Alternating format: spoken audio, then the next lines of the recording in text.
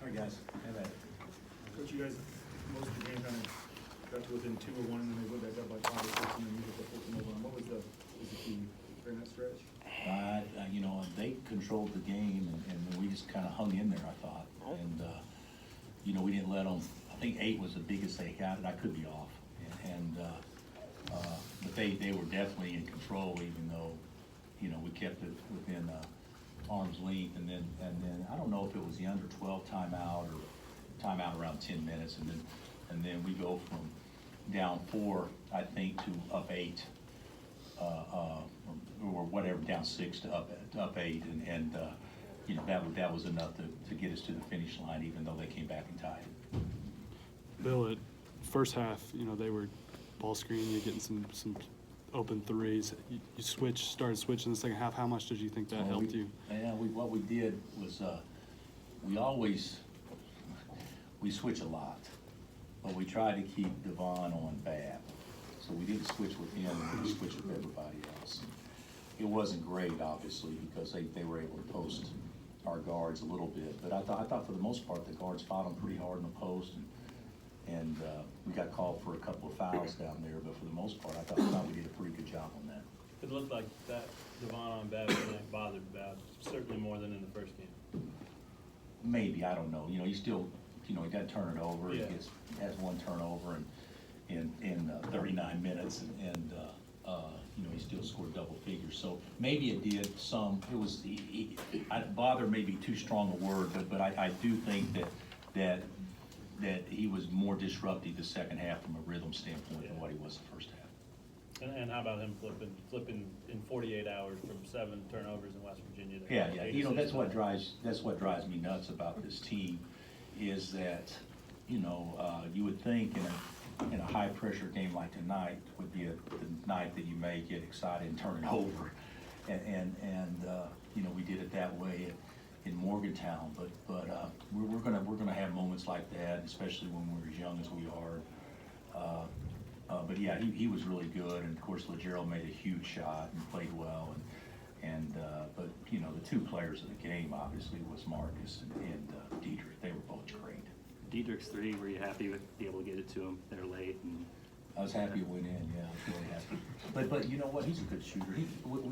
His shoot around today, he was jacking around because we were trying to, you know, get into our little practice part of our shoot around, and he kept shooting because he made like 14 in a row, and so, you know, I was hopeful that, you know, that would translate to tonight, and even though he only made he made 2, he's 2 for 2, so. But he just played so good. You know, people just play behind him and bang on him, and he held his composure, and you know, he had a great game. Wade Marcus drove in the second half.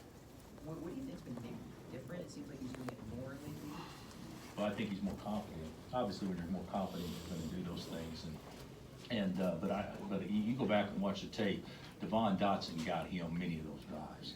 He drives, forced a little help, and now when you throw the ball to Marcus, now they're closing out of control or whatever, and he was able to get to his right hand quite a bit. He got to his left hand some too, but didn't finish quite as well with his left. But yeah, Marcus is playing at a pretty high level. You know, he's the best player we had in the West Virginia game as well. So I'm happy to see that. But we shouldn't judge him on how many points he scores. We should judge him on if we win or not, because that's who he is. I mean, he's to make winning basketball plays, and he did a lot of those tonight. Marcus also said that maybe Silvio in practices has been helping him kind of improve as a finisher. Have you seen that maybe team-wide or just with Marcus?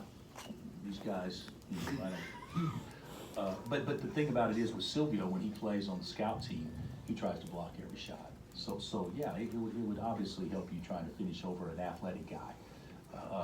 You know, we don't have, you know, bigs without Doak out there. We don't have bigs like that. So Silvio's by far the most athletic guy that he could go against in practice. So that's probably a very true point.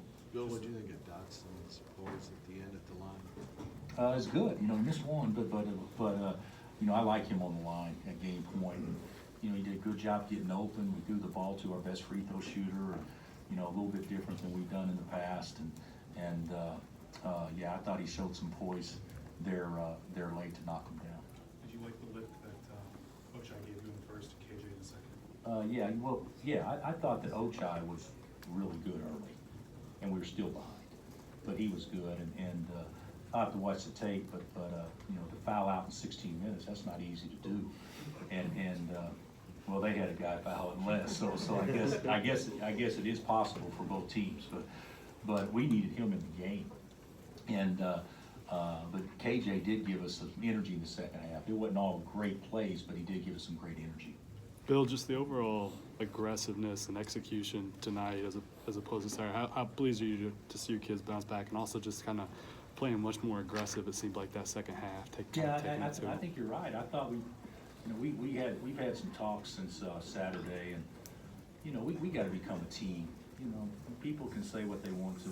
You know, teams aren't teams in November or December, and you know, we've been playing without Doak now for what, 3 weeks maybe, and so we played 6 games without him. So it takes time to become a team and who you are, but so much of it is a mindset. And you know, if we're going to be soft or timid, you know, we're not. This team can't be like that and outskill people. We got to be more of an attack type team on both ends, and we weren't great at that tonight. But I thought offensively we did play with a lot more confidence, especially the second half. Just a big picture, what do you want to look like this point in the season, and anything that just reinforces it? One thing I've learned is I'm glad that we don't play the Cyclones again, but I think you know, us letting one slip away Saturday obviously could loom large late, but everybody's going to let one slip away in this league. It's too good. Iowa State could say the same thing. They let the K-State game slip away. Everybody is going, you know, everybody's going to be able to say something like that, and so, you know, 5-2 right now isn't what we hoped we would be, but certainly it looks pretty good considering you know, how stiff the competition is. But it's too early. It doesn't really mean that much right now. But you know, you need to hold serve at home and then figure out a way to steal some on the road. And we've been real fortunate to be able to hold serve at home. Anything else? Did Quentin, you decided to go and someone else the second half? Yeah. Just, Well, Chad played better. Yeah. So yeah, that was the situation there. So was Mitch just a bad matchup? we were just trying to win the game, Gary. Did you guys ask Steve why he didn't play his guys more minutes or whatever? But yeah, you know, we were just trying to win the game, and they played 4 guards the entire time. So it was easier for us to play 4 guards. Thanks, Coach. Thank you. Thanks, Coach.